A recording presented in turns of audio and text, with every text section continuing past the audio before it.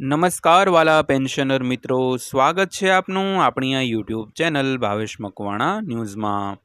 તો બધાને જય શ્રી કૃષ્ણ, જય માતાજી, હર હર મહાદેવ। તો પેન્શનર મિત્રો, આજે નવરાત્રિનો પાવન પર્વ શરૂ થઈ ગયો છે। તો નવરાત્રિના પાવન પર્વની બધાને ખૂબ ખૂબ શુભકામનાઓ।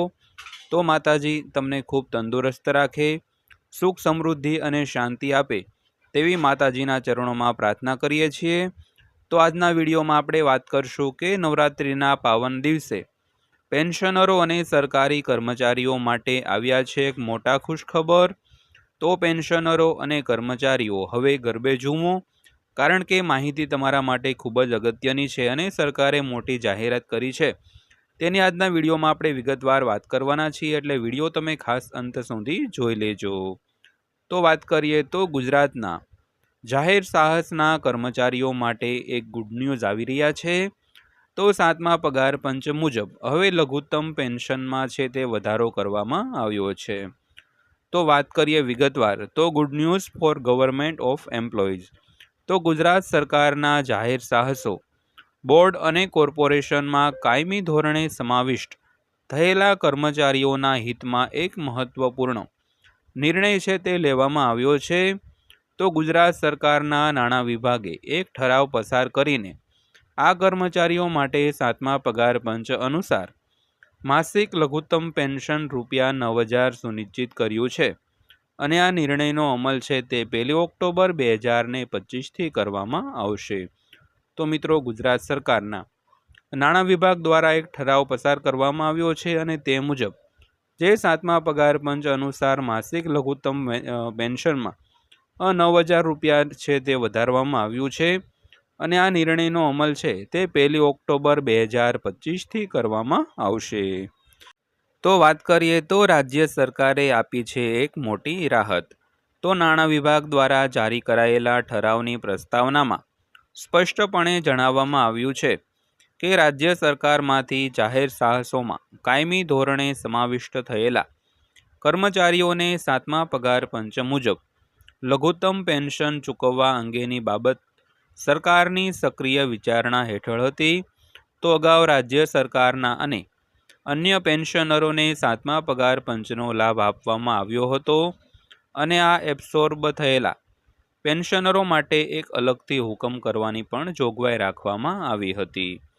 તો હવે વાત કરી તેમ નાણાં વિભાગ દ્વારા જારી કરાયેલો આ જે ઠરાવ છે તેની પ્રસ્તાવનામાં એવું લખ્યું હતું કે રાજ્ય સરકારમાંથી જાહેર સાહસોમાં કાયમી ધોરણે સમાવિષ્ટ થયેલા કર્મચારીઓને 7મા પગાર પંચ મુજબ લઘુત્તમ પેન્શન છે તે ચૂકવવા અંગેની બાબત છે તે સરકારની વિચારણા હેઠળ હતી અને આજે એબ્સોર્બ થયેલા પેન્શનરો માટે અલગથી હુકમ કરવાની પણ જોગવાઈ કરવામાં આવી છે। ત્યારબાદ વાત કરીએ તો વિવિધ કર્મચારી મંડળો તરફથી મળેલી રજૂઆત તેમજ ભારત સરકાર દ્વારા સમાન પ્રકારના કર્મચારીઓ માટે જાહેર કરાયેલી સૂચનાઓને ધ્યાનમાં લેતા જે એબ્સોર્બ થયેલા પેન્શનરો લઘુત્તમ પેન્શન કરતાં ઓછી રકમ મેળવી રહ્યા હતા તેમને હવે રાહત આપવાનો સરકારે છે તે નિર્ણય લીધો છે। તો સરકારના આ ઠરાવ મુજબ જે કર્મચારીઓ રાજ્ય સરકારની સેવામાંથી જાહેર સાહસો બોર્ડ અને કોર્પોરેશનમાં કાયમી રીતે સમાવિષ્ટ થયા છે અને 7મા પગાર પંચના અમલ છતાં માસિક ₹7,000 કરતાં ઓછું પેન્શન મેળવી રહ્યા છે તે તમામને હવે લઘુત્તમ ₹9,000નું પેન્શન છે તે ચૂકવવામાં આવશે। તો આ લાભ તારીખ 1 ઓક્ટોબર 2025થી રોકડમાં મળશે। તો જ્યારે તે પહેલાંના સમયગાળા માટે આ લાભની ગણતરી નોશનલ છે તે ગણવામાં આવતી હતી। ત્યારબાદ વાત કરીએ તો શું છે કેન્દ્ર સરકારનો નિયમ। તો આ બાબતે કેન્દ્ર સરકારનો શું નિયમ છે તેની વાત કરીએ તો અત્રે ઉલ્લેખનીય છે કે કેન્દ્ર સરકારમાં કોઈ પણ આવી જોગવાઈ અમલમાં છે તો જ્યારે કેન્દ્ર સરકારના કોઈ કર્મચારીને જાહેર હિતમાં કોઈ બોર્ડ કે નિગમમાં સ્થાયી રીતે સ્થાનાંતરિત કરવામાં આવે છે ત્યારે તેમને અગાઉની સેવા માટે પેન્શનના પાત્ર ગણવામાં આવે છે।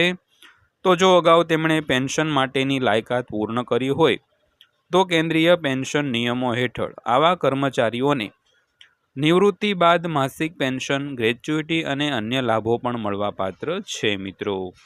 તો આ તે આજની માહિતી પસંદ આવી હોય, વિડીયો સારો લાગ્યો હોય તો વિડીયોને લાઇક કરજો અને આવી જ માહિતીઓ જોવા માટે આપણી આ ચેનલ સબસ્ક્રાઈબ કરી લેજો.